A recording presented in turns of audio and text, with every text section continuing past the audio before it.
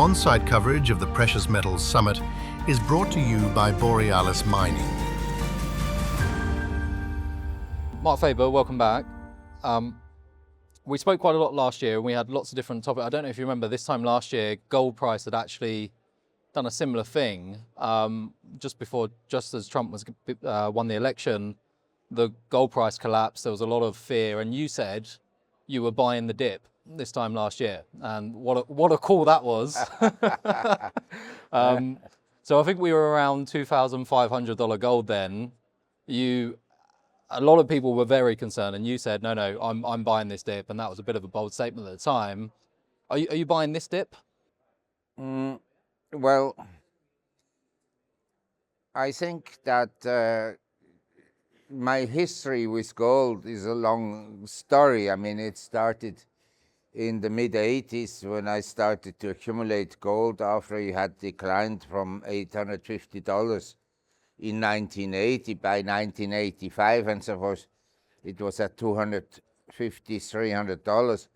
And throughout the 80s then and 90s until 99, the gold price traded in a range from, say, $250 to $400. And then in 99, it finally took off and went ballistic to $1,900 in 2011. And then we had a correction down to $1,000. And then it took off again. So it's a long story, and most of the gold that I own is bought below $500. Yeah. But I think if I look at central bankers today, and if I look at the monetary system and the debts that are accumulating, and there's no stoppage to the debt growth, my sense is that maybe people who don't own gold will think back at this current period and say, how stupid was I that I didn't buy some gold? Because by that time, gold may be, I don't know, at $10, $20, $30, $100,000, who knows? But my view would be that the trend would be upwards. Now, it could be that for a few years, gold doesn't move that much. And I personally, actually, right now, I have a preference to own, to buy platinum. I mean, I think, this is like gold. It trades in bars, and you can see it's it's a kilo. It's quite heavy, but there are times when the jewelry industry prefers platinum than gold, and the platinum price is usually below the gold price, but from time to time it exceeds the gold price. And my sense is that it will exceed the gold price before the bull market. Actually, I'm not sure the bull market in precious metals will stop anytime soon. Because if you look at the central bankers and the governments they report to, I mean, you have to wonder about the sanity of the financial system, because most of the central bankers are completely useless characters. They have no idea about history. They have no idea about financial history. They have no clue about monetary policies, and yet they are central bankers. And then when they're not, they're Prime Minister of Canada. Yes, absolutely. Yes, that's unbelievable. So when I look at the conditions, I think that actually the conditions for precious metals nowadays are more favorable than they've been in a long time. In addition to which, I sort of like history, and I like cycles. Yeah. So there are economic cycles and the monetary cycles and all sorts of cycles. and agricultural cycles, and then there are war cycles. And the war cycle theory is would point out that the conditions today are extremely favorable for another world war. I'm not saying that the conditions must lead to a world war, but the conditions are here, very favorable. Well, I think it's funny enough, I spoke to Adrian Day about this at Beaver Creek, and it was this idea that goes back to ancient Sparta and Athens, and when you see one power become larger than another, it inevitably ends in war. Yes, usually, yes. Usually, and we are starting to see that now. We're also seeing, obviously, China clearly have more gold than anyone else in the world, but are not sort of stating how much they really have. But there is a financial war going on, right? There is. You can see that there's a financial. You can see China selling U.S. treasuries, making that market a bit softer. You can see China doing trade war in the same sense of critical minerals. Like you said, it's all bubbling underneath the surface almost. It feels like. Well, I think that many countries that have become economically important, they are reluctant to hold all their reserves in US dollars and in the US because they've seen that some countries where their assets were frozen.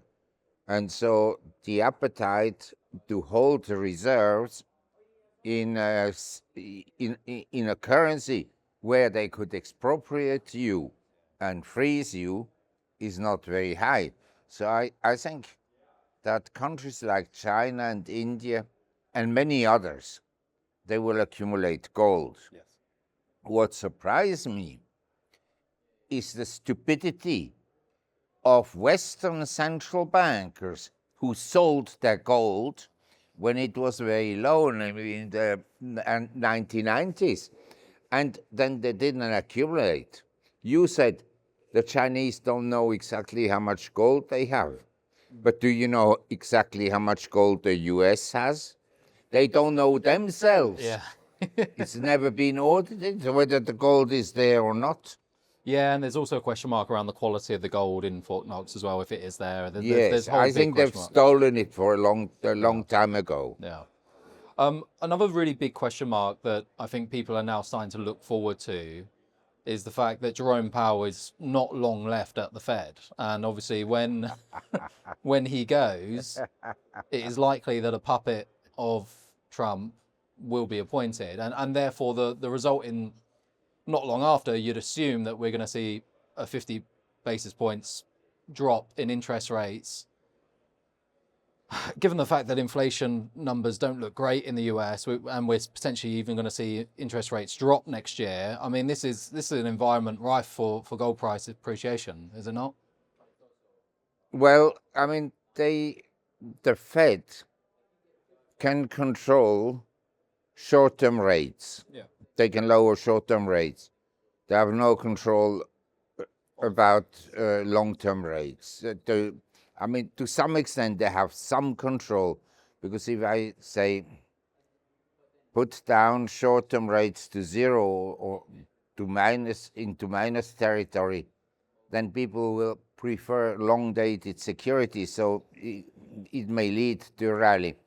But it would be so inflationary that it's unlikely that treasuries would rally. You understand? It's a complex situation, and I've written extensively about it. I actually own some treasuries. I mean, not with great enthusiasm, but I happen to believe that the economy in the US, if we phase out the economy of the super rich, you know, like the people who attend this conference, most of them are relatively affluent.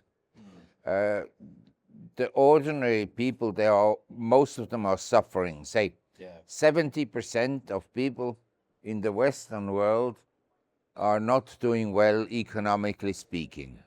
Their standards of living are going down because the cost of living is going up at a more Yeah. rapid rate than the salaries. Yeah, so yeah, inflation, real inflation is Yes. outpacing wage inflation. Yes. Yeah, absolutely. Yeah. But in terms of if we do see interest rate cuts, so do you think we will see interest rate cuts after Jerome Powell's left? Because that's what it seems to be indicating. Yes, I think so. But even if he was still in a position, I think he would cut rates. But to be fair to him, he was sort of reluctant to cut rates until now. Yeah. And I have to admit, I never thought it would happen. But for the first time in my life, my economic life is more than 50 years. In my first time, I had something good to say about the Fed, because I think they shouldn't cut rates. On the contrary, in my view, they should rather increase rates. Why do you think that? Well, that is the correct question on your part, why I think that way. Because I think we live in a world where we have a financial economy, which is a gigantic bubble in every sector, because the monetary expansion has lifted, property prices to levels where they become unaffordable for ordinary people. Yeah. It has lifted stocks. When I started to work in 1970, you could buy the Dow Jones was, the stock market capitalization was 25% of the economy. Now it's 150% of the economy. So there has been a financialization of the system, and that sector is in a gigantic bubble, in my opinion. Yeah. Now, somebody may come and say, Mark, you're wrong. The bubble will become much bigger. Yes, possible. Yeah. You can blow it up more by printing money. But it doesn't mean it's still not a bubble. But the thing is this. In more recent times, when they printed money, the price of precious metals has actually gone up more than the prices of financial assets. Yeah. So my view would be that we are at the limit of money printing. You can print more, but it doesn't help the real economy. It actually has a negative impact on the real economy, because the price level goes up more than the real economic activity, and more than salaries. And so the standards of living keep on going down instead of going up. And this is all described in a great book, The Economics of Inflation, by Bresciano Turoni. And I think the central bankers actually, they maneuvered themselves into such a molasses, such dirt, they can't get out of the mud, because they must print money. Yeah. There's no solution. If they stop printing money, the system collapses. Hi, I'm Kelly Malcolm, founder and CEO of Borealis Mining. We're reigniting gold production in Nevada, one of the world's most attractive mining jurisdictions. Our flagship Borealis project is 100% owned and fully equipped for production today, with power, water, workforce, permits, and even a modern ADR facility already in place. We've started crushing high-grade stockpiles, and our first gold pour is just around the corner. Historically, Borealis produced over 600,000 ounces of gold, yet much of our 21 square mile land package remains unexplored, with nearly 2 million ounces of historical resources and past drill results up to 67 meters at 16 grams per ton. The upside here is tremendous. But Borealis is just the beginning. Through acquisitions like our nearby Sandman project, with a strong PEA showing 35,000 to 40,000 ounces per annum and $121 million NPV at $1,800 gold, we're building a hub and spoke model designed to deliver scale and efficiency. Our vision is bold: to grow into a greater than 100,000 ounce per year Nevada powerhouse within the next 5 years. With a proven team, strong shareholder support, including mining legends Rob McEwen and Eric Sprott as major backers, and multiple catalysts ahead, we're positioned for both near-term cash flow and long-term growth. Follow our journey at borealismining.com or connect with us at info@borealismining.com. And I think, and this is part of the reason why they can't lower rates in a way, because they need to borrow cheaply, don't they? And it seems like they're going to be front-ending a lot of the short-term debt in the Yes, next few years, because the cost of the long-term debt is going up. yes, absolutely. So there's in a way there's no way out now. It's you're trapped in this cycle of trying to get short-term, because the debt repayments are ballooning, and you know Yes, this is precisely the point. There's no way out. yeah. But I want to tell you a story. I started to work in 1970 on Wall Street, and by 73 they sent me to Hong Kong to develop the Asian business. And by the early 80s I was at Drexel, Burnham, Lambert, the junk bond king. Anyway, I befriended the strategists of Merrill Lynch, Charlie Minter and Stan Salvigson and Mike Aronstein. And they were already then saying that the debt growth would lead to a catastrophe by the end of the 1980s. You understand? Yeah. If something surprised me in my life is that the Dow Jones is where it is, the S&P is where it is, and that we had negative interest rates and so forth.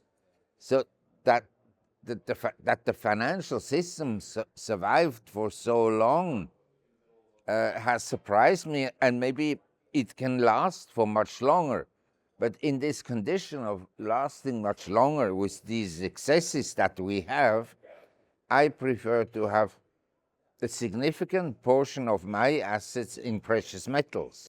I think you're right, but the one thing that's different now than it was, say, in the 80s and the 90s, 2000s, in my view, even though the debt levels will keep going up and whatnot, is that, one, the general public are now aware of the problem. That seems like an issue. And secondly, other nations aren't buying into the reserve currency of the dollar anymore. They're not buying into this system anymore. So it does feel like something has shifted over the last few years, where, not that the game's up, but maybe people realize that it is a game. Yes, I think you're absolutely right. I mean, if you look at the world, as I said, I started to work in 1970. In 1970, China consumed 2% of all industrial commodities. Yeah. Now it's more like 50%, in some cases more than 50%. And I mean, you have this shift in the balance of economic power from the Western world. Say, after Second World War, there's no question that America was the dominant power. Nowadays, are they the dominant power in industrial production? No more. China produces more cement and steel than all the other world combined. You know, this is a huge thing. And with that, and India's production and software and so forth, these countries have become big, and they don't accept anymore the neo-colonialism that existed after the Second World War. I mean, after the Second World War, the colonial system broke down, but we had neo-colonialism. The French dominated West Africa, the British East Africa, and so forth. And that is over. That's gone. Yeah. Gone. Yeah. Yeah. I mean, and especially in the last few years with the coups that we've seen in West Africa, I mean, the last bit of strength France had there is just now completely obliterated. And yeah, we lost. The Brits. I was chatting. So arguably, the Brits were the biggest loser of World War II. I would say, in terms of what happened the following years. Moving on, you're talking about platinum early on there. Do you, in a scenario where platinum could overtake the gold price, Yes. what would we need? We would need to see huge investment demand, jewelry demand. We would need to start seeing a shift from. Would that subtract from gold, or would it be a supplement to it? Look, if I were 40 years old or 30 years old, I would travel around the sovereign funds of the world, mostly in the Middle East and so forth, and the rich people, and tell them, look, let's squeeze the platinum market. Because the silver market is much larger than the platinum market. The gold market is much larger than the platinum market. If you get Russia and South Africa on your side, and you get them to reduce production of platinum, and you get a few, say 10 or 20 wealthy people, you can squeeze the price up meaningfully. That's what I would do. Now, at my age, you know, I hate to go through airports, and I fall occasionally, like on this trip coming here. I fell in Dubai. So it's more difficult, but if I were young, that's what I would do. Well, maybe that's what they will do, yeah. In terms of where we are today, say, for example, we were sitting here again 12 months' time, how different does the world look a year from now? Good question. Someone asked me, because I grew up in Zurich. I was born here, and I grew up here and in Geneva and so forth. And I went to school here and to university. And they said, well, do you think that Zurich has changed? I said, yes, luckily it has changed. Because if there's no change, it means stagnation and no economic dynamic development. So yes, Switzerland, like everything else, has changed dramatically. But some things for the better and some for the worse is normal. In the capitalistic economy, you must have companies that fail, and you must have companies that innovate and succeed. So to your question, how will the world look like in a year's time? I don't know. But my sense is that under any circumstance, an investment in precious metals is a prudent, let's say, strategy. I'm not saying it will necessarily go up dramatically, but the likelihood that it will go up is quite favorable. Yeah. And I tell you why. You know, if I look around, you seldom see young people with any interest in gold. Yeah, true. They are in cryptos and whatever coins there are, but the interest in precious metals is limited. And you can see it if you look at shares outstanding of ETFs. They're all down. Yeah. And I mean, I go seldom to parties, but say I was recently here in Zurich. I was invited by some people, and they're all extremely affluent people. When it comes to the subject of gold, they all shut up. You know why? Because they don't have any. Yeah. They don't have any. They had gold, you know, inherited from the grandmother or the parents or whatever. And for years, the price didn't move. And when finally the price moved up, they sold. Yeah. This is the reality. And the children of these people, they're all into bitcoins and so forth. They're not interested in gold. On the contrary, I think some of them are short. On the contrary, that would be an insane position to be in my view, short in gold. But yeah, but someone must be short. yeah, true. Somebody must be short. Yeah. Also short silver and short platinum. Yeah. Well, look, I think we're in alignment though. It's I don't know, especially when we were talking about earlier with interest rates next year and the way that the Fed's going to pan out, I think it doesn't to me seem like the underlying thesis of gold in terms of the weaponization of the dollar, this sort of financial war that we're seeing, all of the things that have been driving it and driving the central bank purchasing, for me, just none of that's changed. So even though we've seen this dip, the underlying fuel underneath it, Actually, it's become more favorable. I'd agree. Yeah. And someone could argue gold at $4,000 is cheaper than it was at, say, $1,000 in 1980. Well, versus the other currencies, yeah. Yes. I mean, who knows? But of course, I'm a holder of gold, but equally, as a trader, I'm occasionally tempted to sell it. But I say to myself, let's say I sell my gold and it doesn't go down, or it does go down, at what level would I buy it back? You know, and if it doesn't go down, say if I sell it here at 4,000 and it goes to 4,500, will I buy it back? No. So I'm the lazy person, I just keep it. Just hold on to it. Fair enough. Mark, thank you so much for your time. Well, it's my pleasure. Thank you very much for your time, and I wish your viewers, I mean, really, not only prosperous times, but peaceful times. Keep our fingers crossed. I hope that happens. Yes. Yeah. Thank you. Very good. Thank you.